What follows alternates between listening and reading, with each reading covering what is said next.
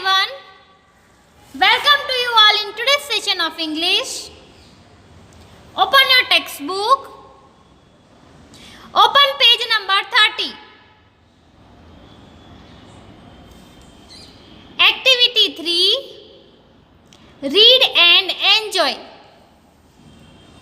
Here one poem is given. This poem is about clock. So, you recite with me. The title of the poem is clock tick.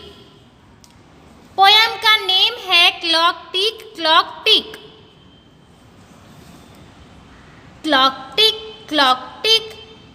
It's 6:30 in the morning. Have to brush my teeth. Have to go through bath. Have to get ready for the school. Clock tick. It's 7 in the morning. Have to go the kitchen. Have to eat my breakfast then. Have the food fool me everywhere. Clock tick. It's 4 in the afternoon. Have to do my homework. Have to go to play in the garden. Have me to relax after the whole day's hard work. Clock tick. It's 9 in the evening. Have to settle my bed like a serf. Have the burden of the day off. Have me win my good night sleep. So children, this poem is adapted from Gil Gregorio. So you have to recite the poem like this. Now, let me explain it to you. Clock tick. Clock tick.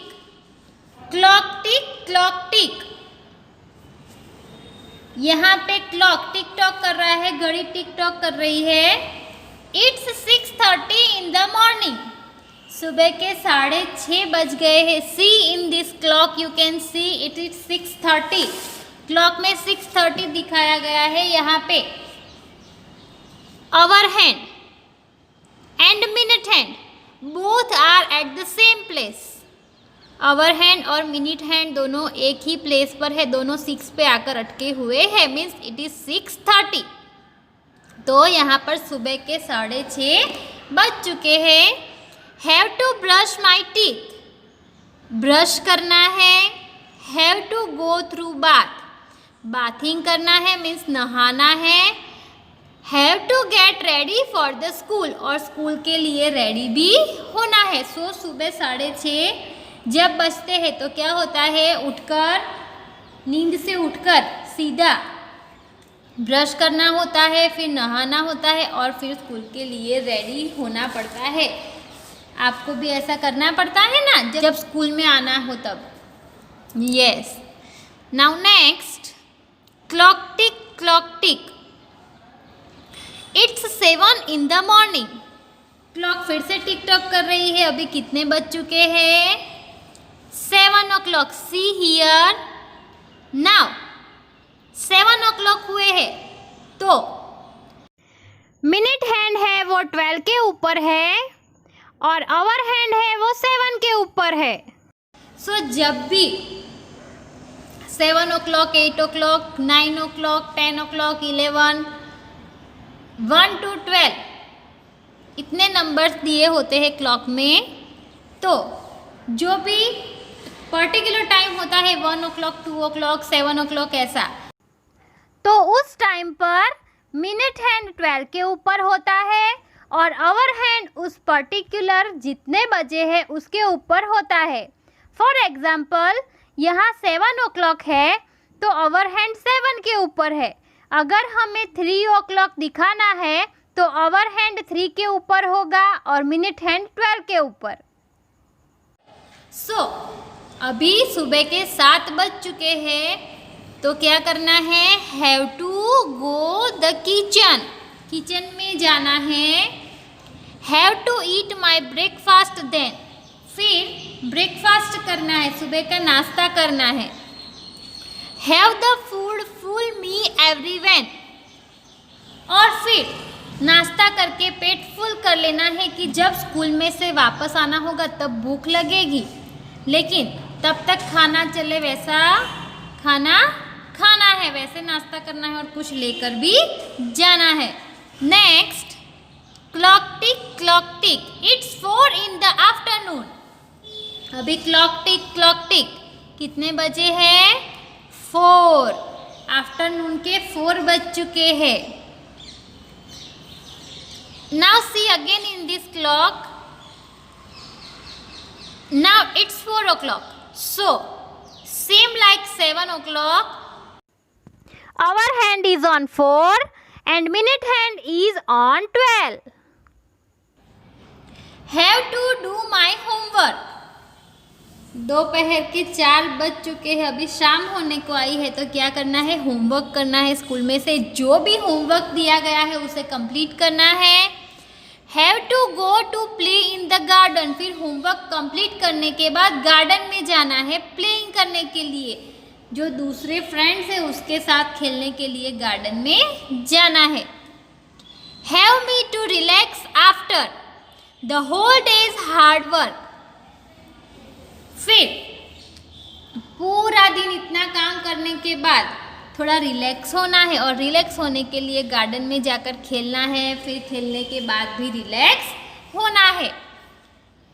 Then clock tick, it's 9 in the evening, फिर से घड़ी clock टिक कर रही है, तो अभी कितने बज चुके हैं, रात के 9 बजे है। Same like 7 and 4, here 9. So minute hand is on 12 and our hand is on 9. Have to settle my bed like a surf, फिर बेड भी सेट करना है सोने के लिए। Have the burden of the day off, पूरा दिन जो भी हार्ड वर्क किया है उसका बर्डन जो मेरे ऊपर है।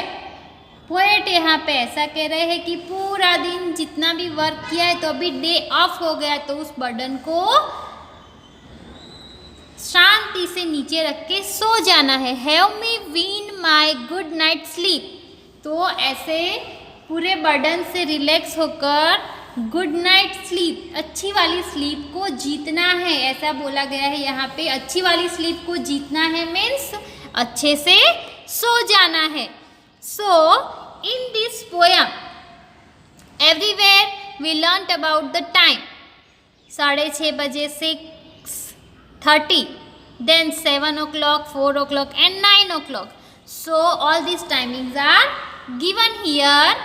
Now see on the next page, page number 31, activity 4.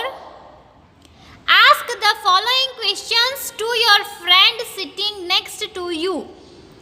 Share the information with your teacher in writing. आपके आगे जो आपका फ्रेंड बैठा हुआ है उसको आपको कुछ क्वेश्चंस पूछने हैं, जो क्वेश्चंस नीचे दिए गए हैं, और फिर ये सारी इंफॉर्मेशन अपने टीचर को राइटिंग में लिखकर देनी है। Here I will tell you the answers, you can write by your own. 1 number, what are the 3 activities that you do in the morning? वो कौन सी 3 एक्टिविटीज है जो आप सुबह में करते हो? So the answer is brush my teeth, have my bath and eat breakfast. ये सारी एक्टिविटीज है जो आप रोज सुबह करते हो। सभी लोग सुबह में टीथ को ब्रशिंग करते हैं, फिर बाथिंग करते हैं और ब्रेकफास्ट भी करते हैं। So these three activities you do every day in the morning. Then question number 2. What are the three activities that you do in the afternoon? कौन सी 3 activities आप आफ्टरनून में करते हो? So generally for you the answer is have my lunch, do my homework and watch TV. Generally सभी लोग lunch करते हैं और टीवी देखते हैं, होमवर्क बच्चे करते हैं, बड़े लोग उनका वर्क करते हैं. So you are the children, you are student, so you can write do my homework. Now question 3. What are the 3 activities that you do in the evening? वो कौन सी 3 एक्टिविटीज है जो आप इवनिंग में करते हो? So the answer is play in the garden,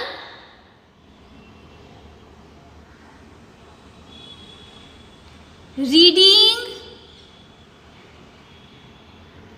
and have my dinner. ये 3 activities आप शायद इवनिंग में करते हो. Last question, question number 4. When do you go to sleep? आप कितने बजे सोते हो? So the answer is I go to sleep at 10 o'clock. मैं हर रोज 10 बजे सोता हूँ या सोती हूँ. See, I have given you these answers of the questions, but if you want to write something more, you can also write in your own words. So children, here I complete today's session. Have a nice day.